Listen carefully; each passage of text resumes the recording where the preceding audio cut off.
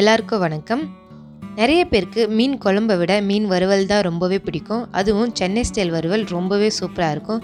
இன்றைக்கி நம்ம ரொம்பவே காரசாரமான மசாலா உதிராமல் மீன் உடையாமல் மீன் வறுவல் எப்படி பண்ணுறதுன்னு பார்க்கலாம். இப்போ வாங்க வீடியோக்குள்ளே போகலாம். இந்த ரெசிபி பண்ணுறதுக்கு முதல்ல ஒரு சின்ன பவுலில் 2 டேபிள் ஸ்பூன் அளவு தனி மிளகாய் தூள் சேர்த்துக்கோங்க. அது கூடவே 2 டேபிள் ஸ்பூன் அளவு மல்லித்தூள் சேர்த்துக்கோங்க. அரை டீஸ்பூன் அளவு மஞ்சள் தூள் சேர்த்துக்கோங்க.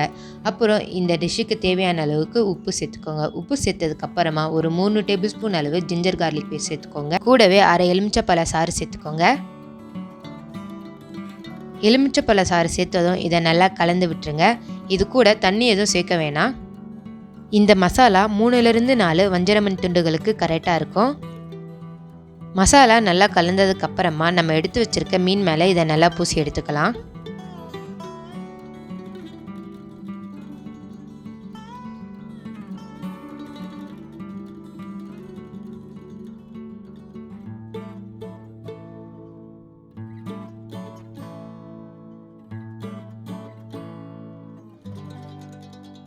ரெண்டு பக்கமும் நல்லா மசாலா பூசினதுக்கப்புறமா இதை அரை மணி நேரத்துலேருந்து 1 மணி நேரம் நல்லா ஊற வச்சு எடுத்துக்கலாம்.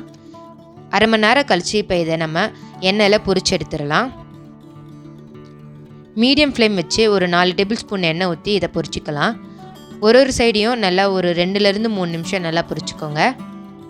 3 நிமிஷம் ஆனதுக்கப்புறமா இதை நம்ம திருப்பி போட்டுக்கலாம்.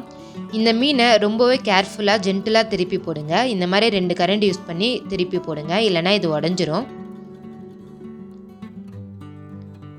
இப்போ நம்ம இந்த சைடு ஒரு 2லேருந்து 3 நிமிஷம் குக் பண்ணி எடுத்துக்கலாம்.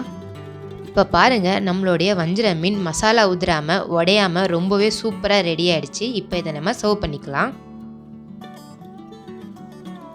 இந்த சூப்பரான டிஷ்ஷை நீங்களும் உங்கள் வீட்டில் செஞ்சு பார்த்துட்டு உங்களுடைய வேல்யூபிளான ஃபீட்பேக்கை எனக்கு கமெண்ட் செக்ஷனில் கமெண்ட் பண்ணுங்கள்.